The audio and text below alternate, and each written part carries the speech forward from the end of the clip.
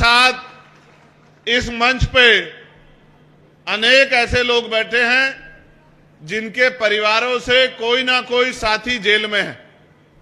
किसी का पति है, किसी का भाई है, किसी का बेटा है, किसी के पिता हैं, और भी जो है तमाम तरह के रिश्तों में जो लोग बंधे होते हैं, उस तरह का पूरा परिवार इस मंच पर मौजूद है। जो साथी हमारे जेल में है, मैं उनके प्रति भी अपना सम्मान प्रकट करता हूं। वो कोई चोरी करके, कोई लूट करके, कोई ठगी करके, किसी को धोखा देके जेल में नहीं गए हैं। उनको साजिश करके और सतनामी समाज के सम्मान की रक्षा करने की जो लड़ाई उन्होंने लड़ी है, उनका मनोबल तोड़ने के लिए, और जैसा मैंने पिछली बार भी कहा था कि उनको डराने की नीयत से जेल भेजा गया है। क्रांतिकारियों के लिए जेल गहना होती है, क्रांतिकारी जेल में डरते नहीं है। इसे कहता हूं, एक तो भीम आर्मी का नौजवान, सतनामी समाज का नौजवान योद्धा पहले ही फौलाद है, और अब जब वो जेल काट के आएगा और जेल को देख के आएगा कि जेल कुछ होती नहीं है, जेल में इंसान ही रहते हैं, और वो जेल से जो दर्द लेके आएगा, मैं गारंटी से कहता हूं कि वो एक दिन भी प्रदेश में आएगा कि आज जो लोग जेलों में हैं और यहां मंचों पे बैठे हैं, मैं गारंटी देता हूं कि यही लोग छत्तीसगढ़ की सरकार चला रहे होंगे। मेरी बात को आप याद रखना।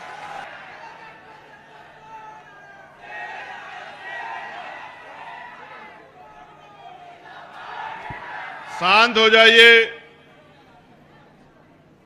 जब मैं उधर था तो उधर वालों को अच्छा लग रहा था, इधर वालों को अच्छा कम लग रहा था। अब मैंने सोचा क्योंकि ये वो धरती है जहां बराबरी की बात हुई है, जहां से बराबरी की समानता की बात गई है, तो उधर वालों को अच्छा लग गया, अब इधर वालों को भी अच्छा लगना चाहिए। साथ साथ इस मंच पे अनेक ऐसे लोग बैठे हैं जिनके परिवारों से कोई ना कोई साथी जेल में है।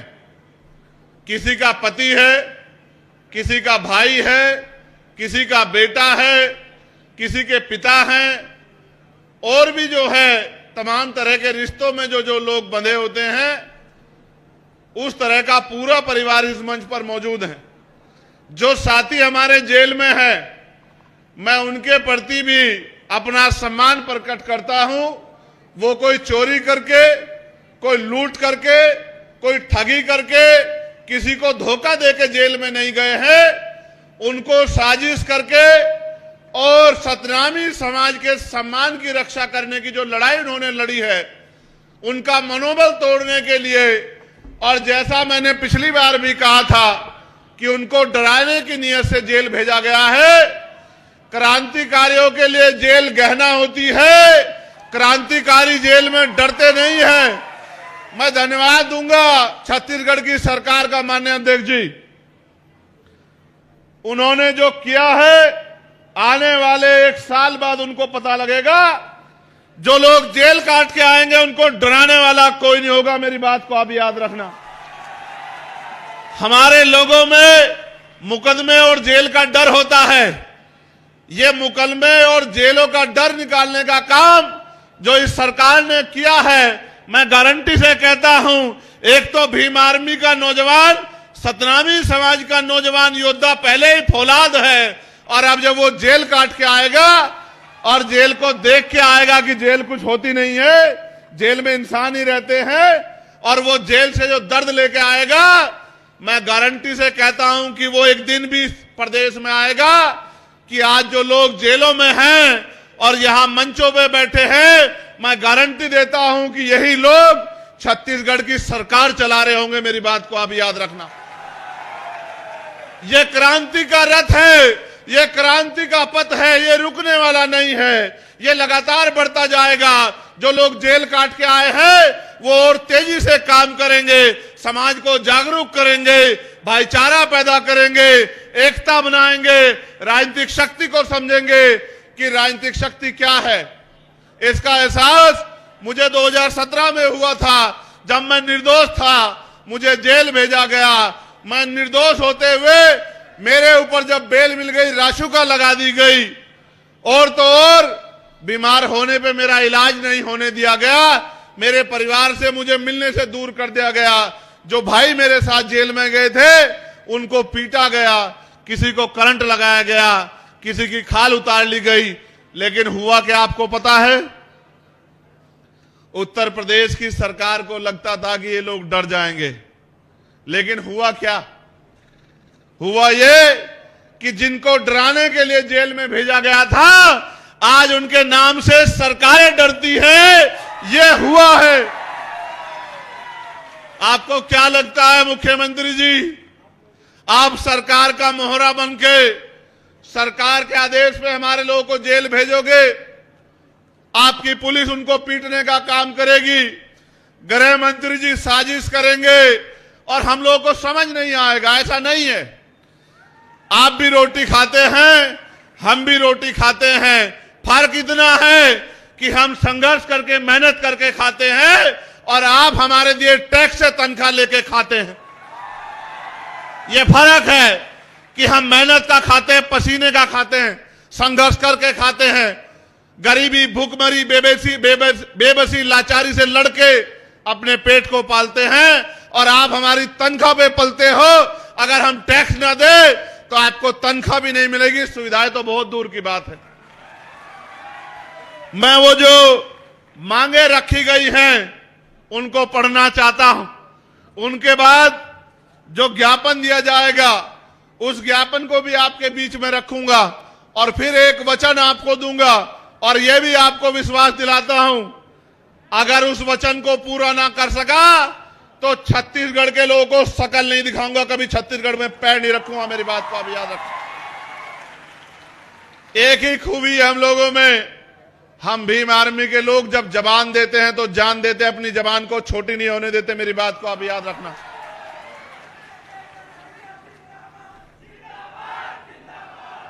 आप जानते हैं इस अन्याय जुल्म के बाद भीम आर्मी के हमारे राष्ट्रीय अध्यक्ष जी ने मोर्चा लिया, सामाजिक न्याय यात्रा शुरू की। ये उसका प्रथम चरण है। ये प्रथम चरण उन लोगों को दिखाने के लिए है जिन लोगों को लगता था कि ये डर जाएंगे। अभी इसके बाद 3 चरण और होंगे, और वो 3 चरण हम लोग कोशिश करके सितंबर माह में ही पूरा कर लेंगे। उसके बाद क्या होगा मैं आपको बताऊंगा। हमारी पहली मांग ये है सामाजिक न्याय यात्रा के जरिए कि अमर गुफा में जैत खाम को काटे जाने के पीछे क्या षड्यंत्र है। अगर ये सरकार सच में ईमानदार है और दोषियों को सच में पकड़ना चाहती है तो उनको इस घटना की सीबीआई जांच करानी चाहिए। बलौदाबाजार में एसपी कार्यालय व जिला कलेक्टर ऑफिस में आगजनी के पीछे क्या षड्यंत्र है, उसकी भी सीबीआई जांच इस सरकार को करानी चाहिए। बलौदाबाजार में जैत खाम के सम्मान में हुए आंदोलन में गिरफ्तार निर्दोष लोगों को बिना शर्त के रिहा किया जाना चाहिए। यह भी हमारी मांग है। साथ साथ प्रदेश सरकार को प्रमोशन में आरक्षण को लागू किया जाना चाहिए। यह भी हमारी मांग है। जिसकी इतनी संख्या बारी उसकी उतनी हिस्सेदारी नियम के तहत जातिगत जनगणना कराई जाए, और यहां 16% आरक्षण शेड्यूल कास्ट के लोगों को दिया जाता था, जिसको पिछली सरकार ने बिना जातिगत जनगणना कराए कम करके 12 या 11% लगभग कर दिया था। कितने प्रतिशत? 12%, 4% कम कर दिया था। हमारी मांग है कि जातिगत जनगणना करा के संख्या के आधार पर 16% आरक्षण किया जाना चाहिए। छत्तीसगढ़ प्रदेश में दैनिक मजदूरों को बढ़ाकर न्यूनतम वेतन 700 रुपए किया जाना चाहिए। बिना 700 रुपए न्यूनतम वेतन के 7 या 21 लगभग 20,000 रुपए कम से कम एक परिवार को वेतन के तौर पे मिलने चाहिए। जो व्यक्ति काम करता है तभी जाके वो परिवार सम्मान से जो है रोटी की व्यवस्था उनके घरों में हो पाएगी। साथ साथ प्रदेश में निःशुल्क शिक्षा की व्यवस्था की जानी चाहिए और समान शिक्षा व्यवस्था लागू की जानी चाहिए। चाहे किसान मजदूर का बेटा हो, चाहे मुख्यमंत्री विधायक मंत्री या कमिश्नर डीएम एसपी का बेटा हो, सबके बच्चों को सरकारी स्कूल में शिक्षा देनी चाहिए, जिससे कि सरकारी स्कूल में बेहतर से बेहतर शिक्षा आए।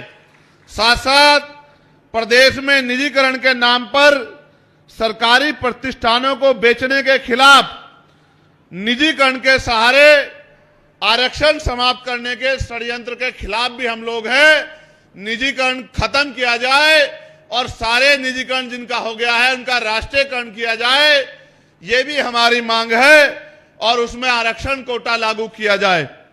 मंडल कमीशन की सिफारिशों को पूर्णतः लागू किया जाए और गैर संवैधानिक क्रीमी लेयर को समाप्त किया जाए।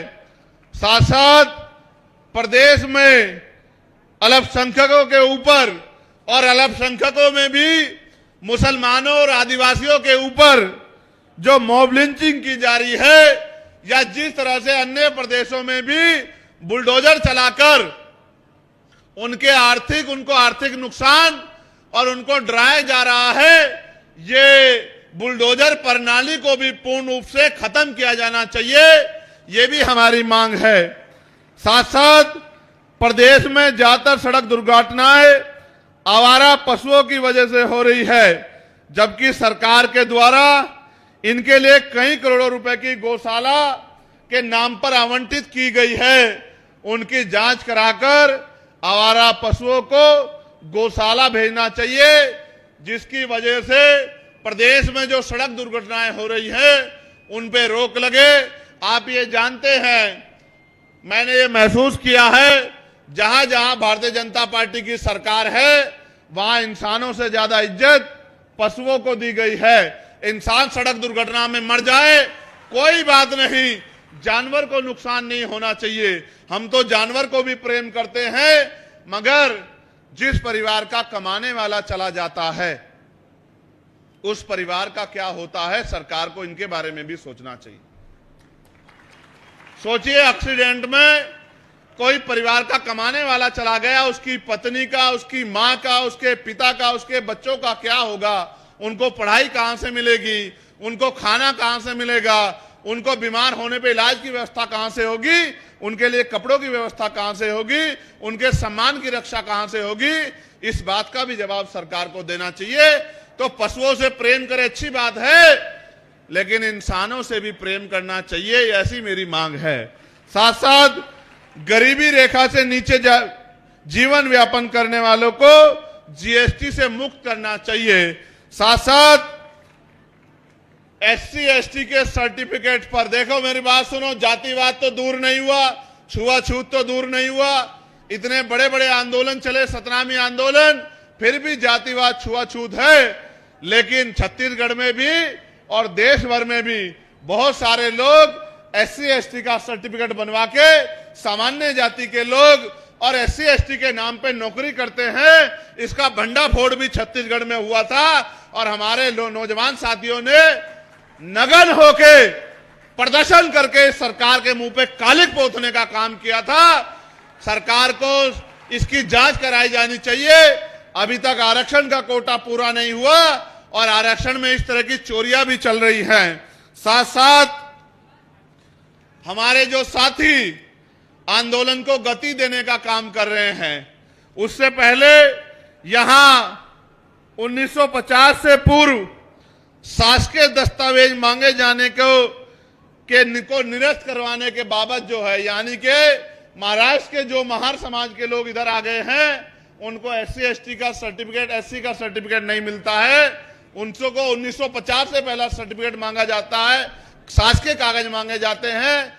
उन्होंने भी ज्ञापन दिया है कि हमें एससी का सर्टिफिकेट मिलना चाहिए। एक बात मुझे मीडिया के माध्यम से जरूर कहनी है, हमारे नेतागण यहां मौजूद हैं, मैं वचन देकर कह रहा हूं,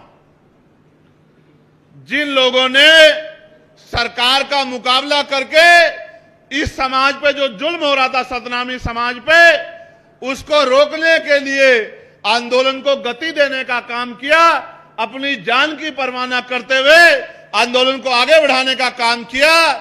आज पुलिस के लोग आंदोलन से डरकर उनको डराने का काम करते हैं, उनकी जांच कराने का काम करते हैं। मैं सरकार को भी और पुलिस और प्रशासन को भी ये कहना चाहता हूं, सरकारें आती जाती रहती हैं, ऐसा ना हो कि कमजोर वर्गों के लोगों के हाथों में ताकत आ जाए। कानून संवत करो, संवैधानिक व्यवस्था के अनुरूप करो, कोई बात नहीं, वरना मेरा ये संदेश याद रखना कि रिटायरमेंट के बाद भी जांच होती है। मेरी बात को आप याद रखना।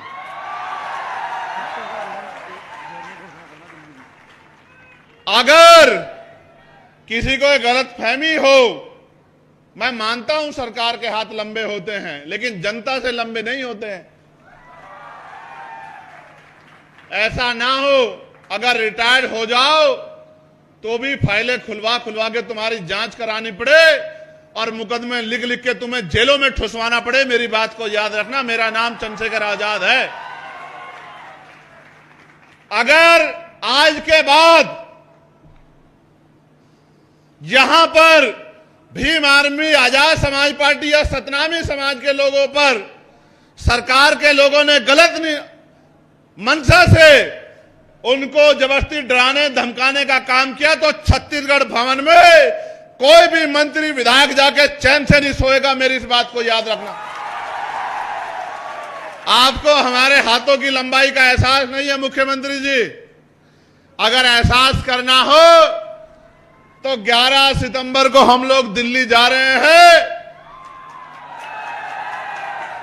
दिल्ली वालों से पूछ लेना कि हमारे हाथ कितने लंबे हैं।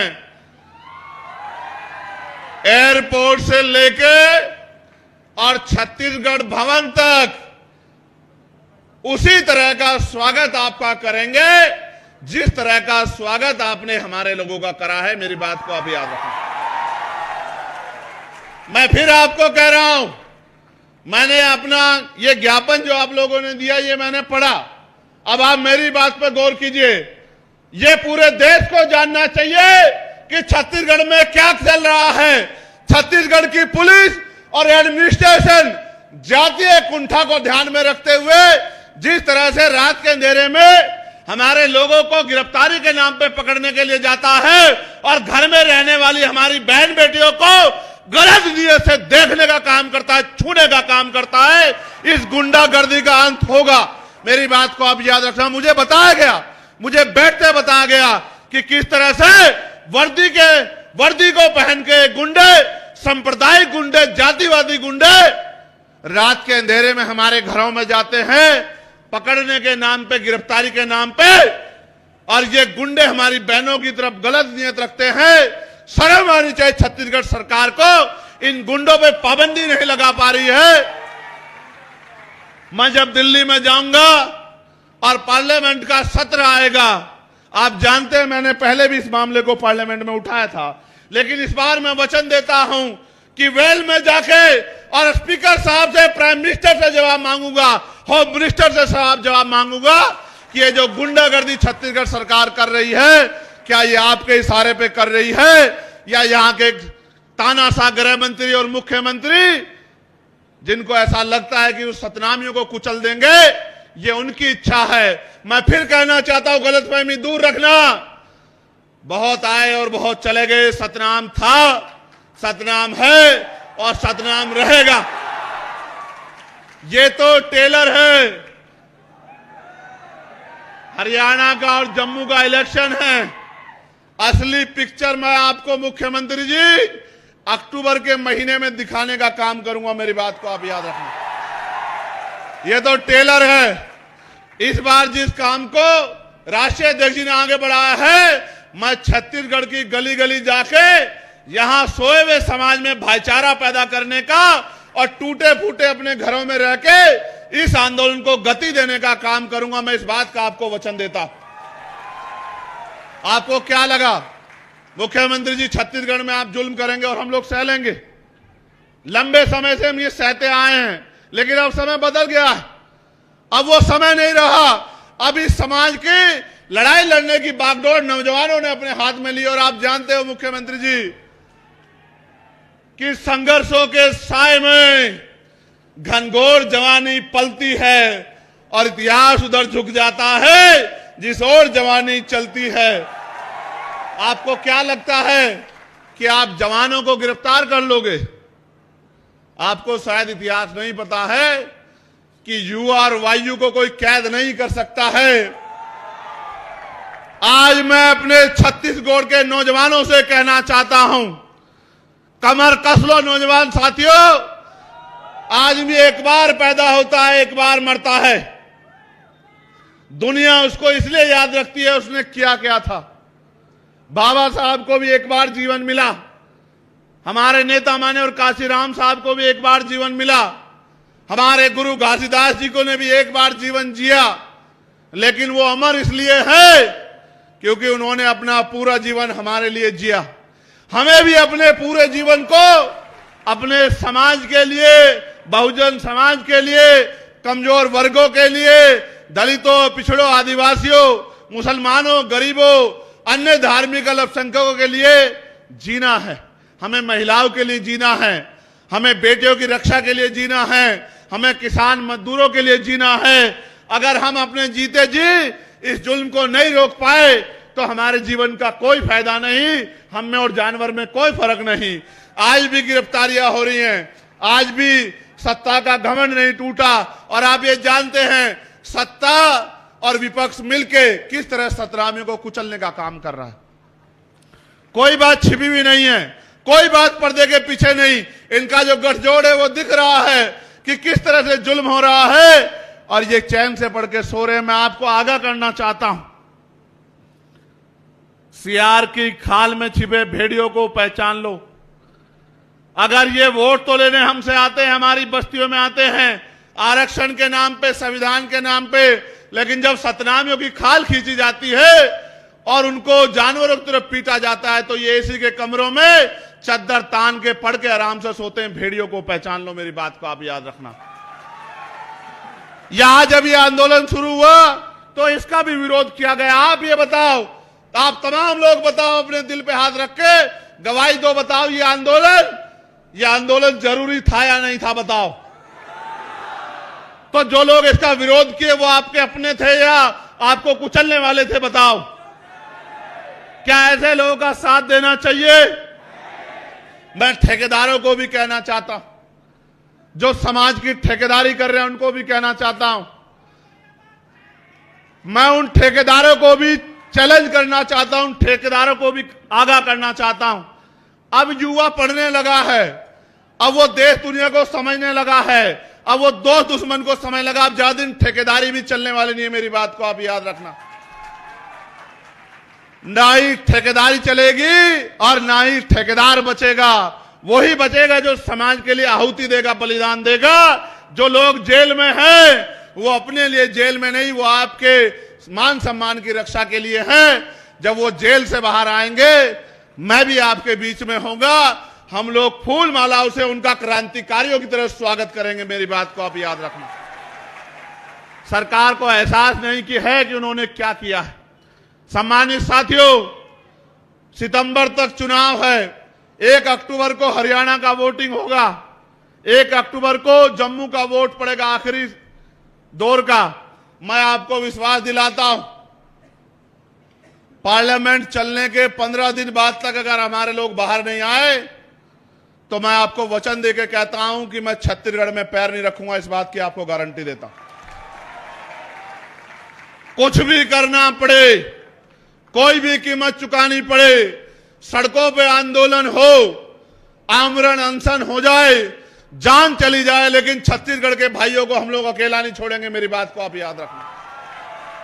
मैं माननीय अध्यक्ष जी से भी कहूंगा, भीम आर्मी का उद्गम ही, भीम आर्मी का निर्माण ही इसलिए किया गया था कि समाज पे होने वाले जुल्म को हम लोगों को रोकना है। आज अगर सबसे ज्यादा जुल्म कहीं हो रहा है तो वो छत्तीसगढ़ में हो रहा है। मैं माननीय अध्यक्ष जी को कहना चाहता हूं, अपने इस क्षेत्र के पूरे स्टेट की राजनीति हमारे लिए बाद में है, पहले समाज है, पहले हमारे लोग हैं, पहले हमारी बहन बेटियों की इज्जत है। ये गुंडे हमारी बहन बेटियों की इज्जत की तरफ गलत निगाह उठा रहे हैं। एक भाई का फर्ज बनता है मर जाए या मार दे। मैं आपसे आग्रह करना चाहता हूं कि आप और समय दो, छत्तीसगढ़ में समय दो, छत्तीसगढ़ में आंदोलन को मजबूत करो। जिस तरह से आपने यहां पसीना बहा, अपने संबंधित साथियों की ड्यूटियां यहां लगाओ और छत्तीसगढ़ को अपने पैरों पर खड़ा करो। चुनाव तो जब आएगा देखी जाएगी, लेकिन चुनाव से पहले भी सरकारों को यह पता होना चाहिए कि छत्तीसगढ़ में अब सतनामियों पे कोई जुल्म बर्दाश्त नहीं किया जाए। सम्मानित साथियों, आप एक बुलावे पे जहां पैसे में लोग नहीं आते, जहां लोग शराब और खाना मांगते हैं, जहां बढ़िया बढ़िया गाड़ियां मांगते हैं, जहां एक तरफ बैरिकेडिंग लगा के आपको डराने का काम किया जा रहा है, वहां आप इतनी बड़ी संख्या में पहुंचे हैं। मैं दोनों हाथ जोड़ के आपका धन्यवाद करता हूं। और ये सरकार को भी ये जन समर्थन देखना चाहिए। आप सोचिए, अभी तो अध्यक्ष जी ने एक इशारा किया था, आने वाले कल में क्या होगा। आप मेरी एक राय को मजबूत करेंगे क्या? जरा हाथ उठा के बताइए। मैं चाहता हूं जिन लोगों ने हम पे जुल्म किया, जिस सरकारों ने, हम आपस में चर्चा भी कर लेंगे। अभी मैं चाहता हूं उन लोगों का बहिष्कार अब शुरू होना चाहिए। होना चाहिए, नहीं होना चाहिए? क्या हमारे घरों के बाहर उनके बहिष्कार के बोर्ड लगने चाहिए, नहीं लगने चाहिए? क्या हमें उनको बताना चाहिए, नहीं बताना चाहिए? आज हम लोग चर्चा करेंगे, इस निकम्मी सरकार को किस तरह उखाड़ फेंकना है, इसकी चर्चा करेंगे। हमें यह सोचना पड़ेगा, जो सरकार हमारे लोगों पे जुल्म करेगी, जो हमारे जैत खाम की रक्षा नहीं कर पाएगी, जो सतनामियों को कुचलने का काम करेगी, उस सरकार को सत्ता में बने रहने का कोई अधिकार नहीं मिलना चाहिए। और अगर ये छत्तीसगढ़ में हो गया तो आप मानना कि फिर हमें समझना पड़ेगा कि कहीं ना कहीं हम लोग कमजोर हो गए। क्या आप लोग अपने आप को कमजोर मानते हो? आप ये देखो, मैं लगातार पार्लियामेंट में आवाज उठा रहा था कि भाई किसान का बेटा हो या मजदूर का बेटा हो, या राष्ट्रपति, प्रधानमंत्री, मुख्यमंत्री का बेटा हो, चाहे आईएएस आईपीएस का बेटा हो, चाहे प्रधान से लेकर विधायक का बेटा हो, सबको सरकारी स्कूल में शिक्षा मिलनी चाहिए। एक ही लाइन में इधर प्रधानमंत्री का बेटा बैठे, इधर मुख्यमंत्री का बैठे, फिर मजदूर किसान का बेटा बैठे, इधर रिक्शा चलाने वाले का बेटा बैठे, बराबर में डीएम एसएसपी का बेटा बैठे। तो बताओ सरकारी स्कूलों में अच्छी शिक्षा मिलेगी, नहीं मिलेगी? समान शिक्षा पॉलिसी लागू हो। ऐसे ही चाहे राष्ट्रपति हो या गांव का प्रधान या सरकारी कर्मचारी 4th क्लास का हो या क्लास 1 का, या मुख्यमंत्री, राज्यपाल, मंत्री हो या विधायक, सांसद हो, सबके बच्चों को या उनको भी बीमार होने पे सरकारी अस्पतालों में उनका इलाज होना चाहिए। इससे होगा क्या? इससे होगा ये कि जब एक बेड पे मंत्री जी का इलाज हो रहा होगा और दूसरे बेड पे गरीब किसान का बेटा का इलाज हो रहा होगा, तो डॉक्टर भी समय पे मिलेगा, दवाइयां भी अस्पताल के अंदर से मिलेंगी, टेस्ट की मशीनें भी सारी वही होंगी, और तो और गरीबों की जेब कटनी बंद हो जाएगी और अच्छा इलाज जो है गरीबों को कम कीमत में मिलेगा। इस देश में कब तक गरीब लाचार रहेगा? हमने ये भी मांग करी कि निजी क्षेत्रों में भी एससी एसटी ओबीसी के लोगों को आरक्षण की व्यवस्था होनी चाहिए, क्योंकि निजी क्षेत्रों में भी जो पैसा वो लोग आप कर्ज में देते हो या जो उनका टैक्स और पैसा माफ करते हो, वो सारा पैसा हमारे टैक्स का होता है, जो हम लोग जीएसटी के तौर पे या अन्य टैक्सों के तौर पे आपको देते हैं। इसलिए हमने निजी क्षेत्रों में भी आरक्षण की मांग की है। ये छत्तीसगढ़ है, छत्तीसगढ़। इस छत्तीसगढ़ में सतनामियों की क्या हालात हो गई है, क्या आप देख रहे हो?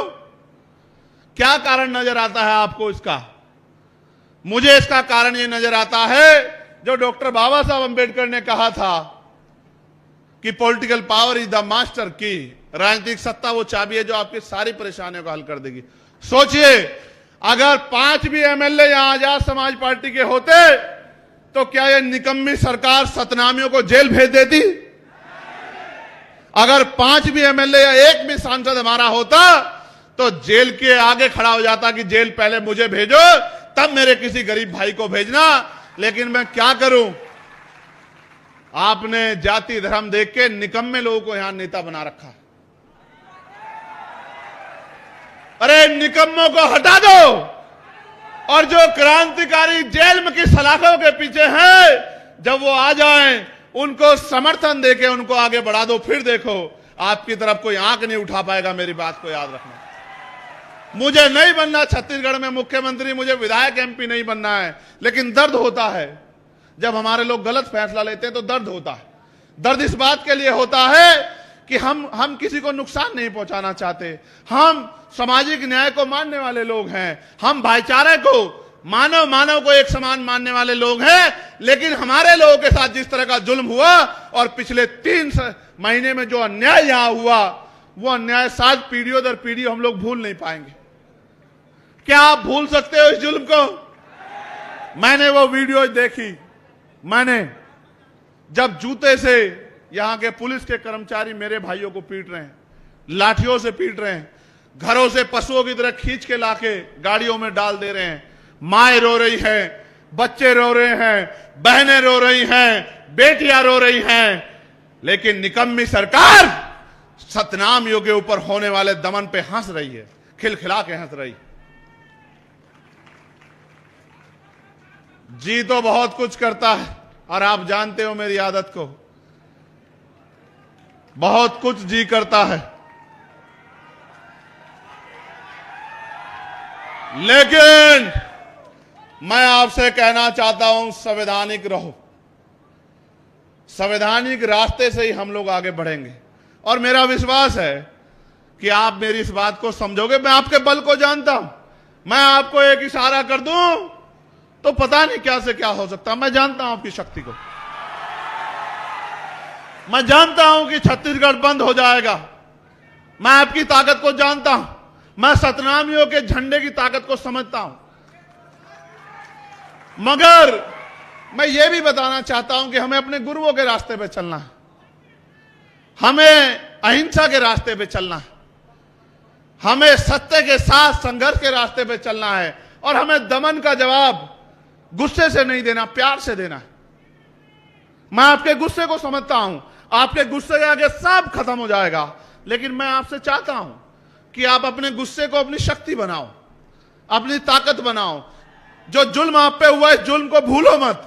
इस जुल्म को यहां भी याद रखो, मगर यहां भी याद रखो कि जब आपको दमन किया जा रहा था, जब आपको मारा जा रहा था, जब आपको कुचला जा रहा था, कौन आपके साथ खड़ा था, कौन आपका मजाक बना रहा था, यह भी आपको याद रहना चाहिए। इसलिए मैं आपसे अपील करता हूं, मैं आपसे वादा करता हूं, 1 महीने में ये हरियाणा का, जम्मू का चुनाव खत्म हो जाएगा। भाइयों, मेरे कंधों पे जिम्मेदारी है। अगर मैं वहां काम नहीं करूंगा तो इस तरह का जुल्म हरियाणा में भी होगा, जम्मू में भी होगा। मेरे कंधों पे जिम्मेदारी है कि मैं वहां राजनीतिक शक्ति का निर्माण कर लूं, आपके संरक्षण के लिए, आपके लिए संघर्ष करने के लिए, आपकी आवाज उठाने के लिए। बताओ, मुझे पार्लियामेंट में सुनते हो नहीं सुनते हो तुम लोग?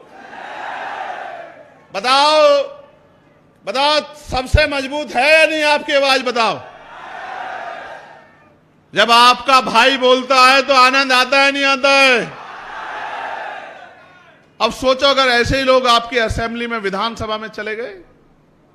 मैं तो अकेला हूं ना, वहां अकेला हूं ना।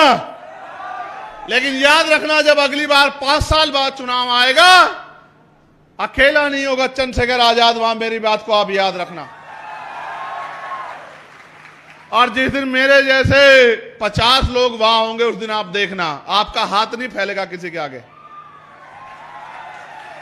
किसी गरीब की बेटी पे जुल्म नहीं होगा, किसी को भूखे पेट सोना नहीं पड़ेगा, नौजवान का हाथ रोजगार के लिए फैला नहीं होगा, उसके हाथ में रोजगार होगा, मां बहनों तक, घर तक रोजगार पहुंचेगा, बेटियों का सम्मान होगा, किसानों को उनकी फसल के दाम मिलेंगे, न्यूनतम वेतन 1000 रुपए होगा, गरीबों की जिंदगी में खुशहाली आएगी। लेकिन हम उसके लिए संघर्ष कर रहे हैं। लेकिन आज जो लड़ाई है वो सम्मान की है।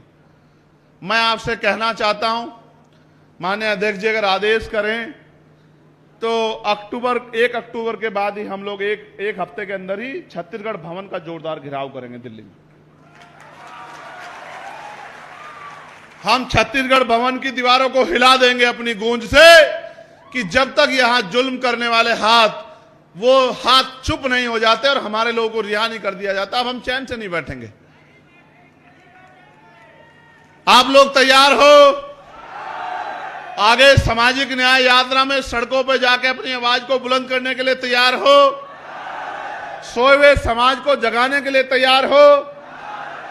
मैं आपको विश्वास दिलाता हूं, जितने दिन हमारे लोग अंदर हो रह चुके हैं, अब आगे उतने दिन हमारे लोग अंदर नहीं रह पाएंगे। मेरी बात को आप याद रखना। अब आर पार की लड़ाई हो गई है, बहुत हो गया। रायपुर अब लड़ाई आ गई है।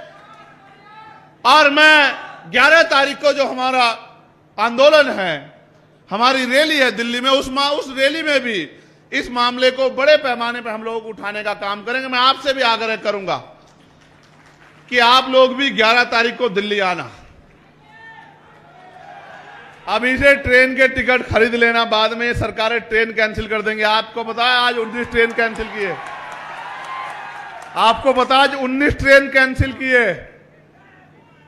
तो एक दिन पहले आ जाना। हम तो किसान का मेरे लोग हैं, रूखी सूखी खा के भी आत्मसम्मान की लड़ाई लड़ते हैं। मैं आपसे आग्रह करूंगा, यहां के नौजवान साथी एक बड़ी तादाद में दिल्ली जरूर पहुंचे, जो दिल्ली में बैठे लोगों को भी आपके दर्द का एहसास हो। मैं मीडिया के माध्यम से मुख्यमंत्री से पूछना चाहता हूं, ये जो आपकी पुलिस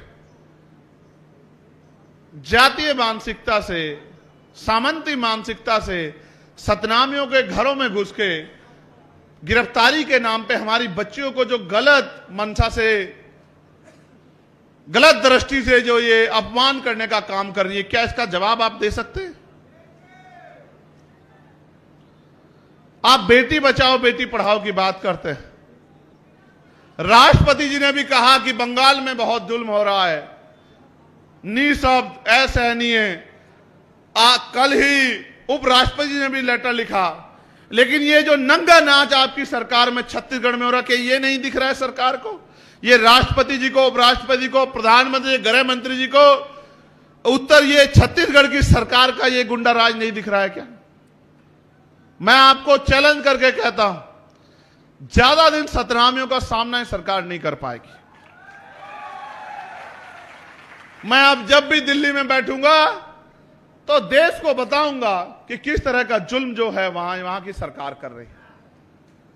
मैं बताऊंगा किस तरह से हमारी बहन बेटियों का अपमान पुलिस कर रही है, और पुलिस अपने आप नहीं कर रही, सरकार के इशारे पे कर रही है। ये बर्दाश्त नहीं किया जा सकता। आप यहां इतनी बड़ी संख्या में पहुंचे हो, मैं आपको पुनः धन्यवाद देता हूं। जो परिवार यहां उपस्थित हैं, जिनके बच्चे जेल काट रहे हैं, मैं उन बहनों से भी कहूंगा कि वो मंच पे सामने आए। परिवार जिनके परिवार से बेटा बेटी, पति, भाई, जो तमाम लोग जेल काट रहे हैं, उनको यहां सामने आना चाहिए।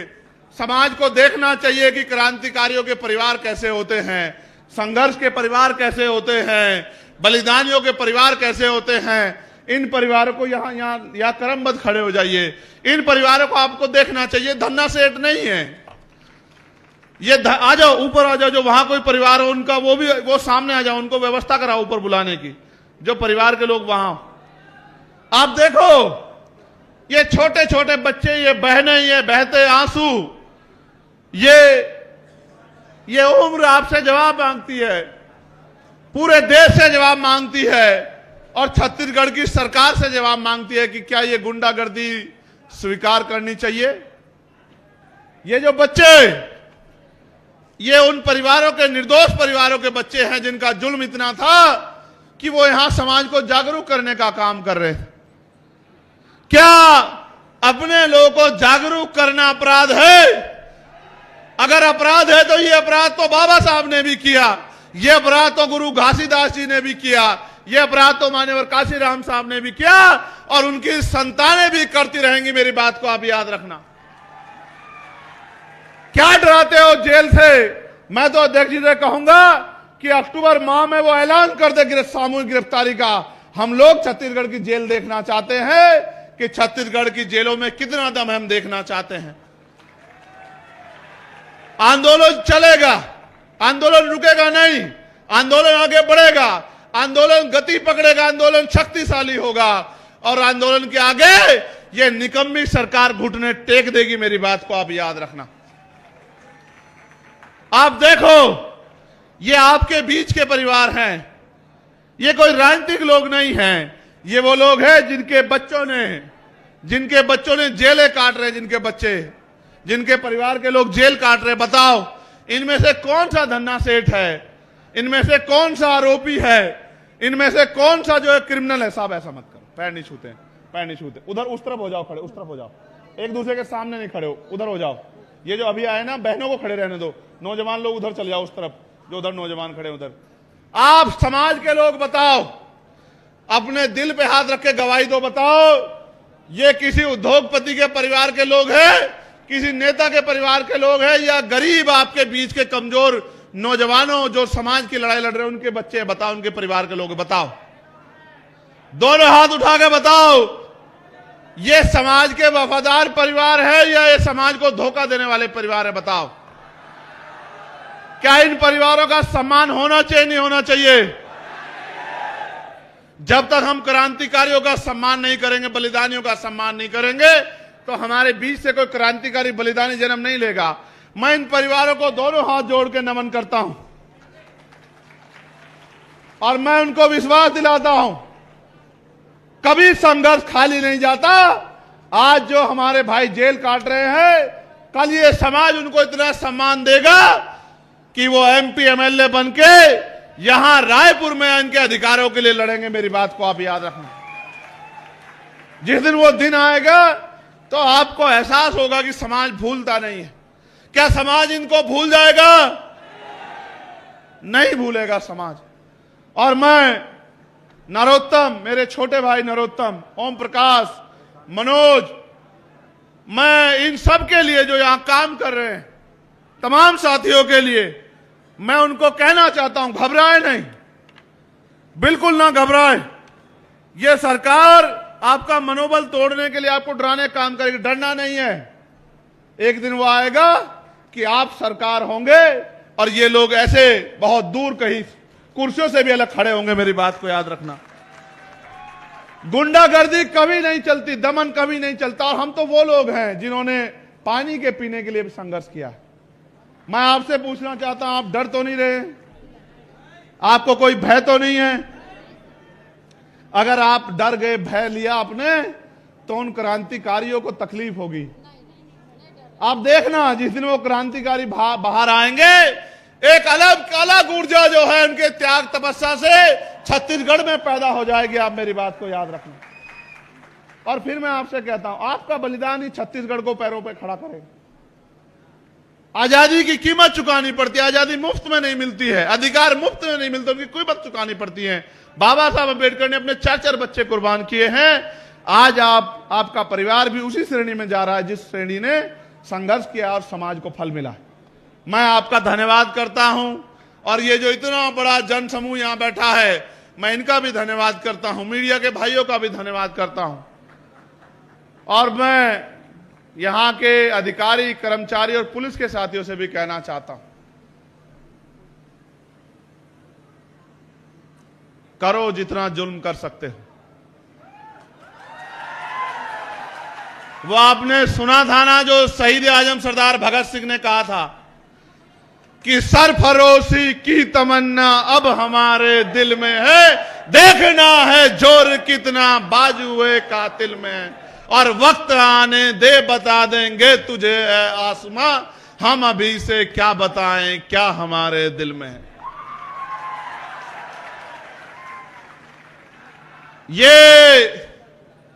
ये नीला झंडा नहीं, ये नीला कफन है। ये कफन हम लोगों ने अपने सर पे इसलिए बांधा है कि हमारे प्राण चले जाएंगे, लेकिन हम समाज पे जुल्म नहीं होने देंगे, उनके अधिकारों को छीनने नहीं देंगे। आज जब नौजवान इस नीले पटके को गले में पहनता है तो अपने आप में खुद को गौरवान्वित महसूस करता है। और आप जानते हैं हमारा तो झंडा भी सफेद और नीला है। सफेद हमारे गुरु घासीदास जी का रंग और नीला हमारी क्रांति का रंग, और क्रांति और ये शांति का रंग मिलके जो है ऐतिहासिक बदलाव छत्तीसगढ़ में करेंगे, ऐसा मेरा विश्वास है।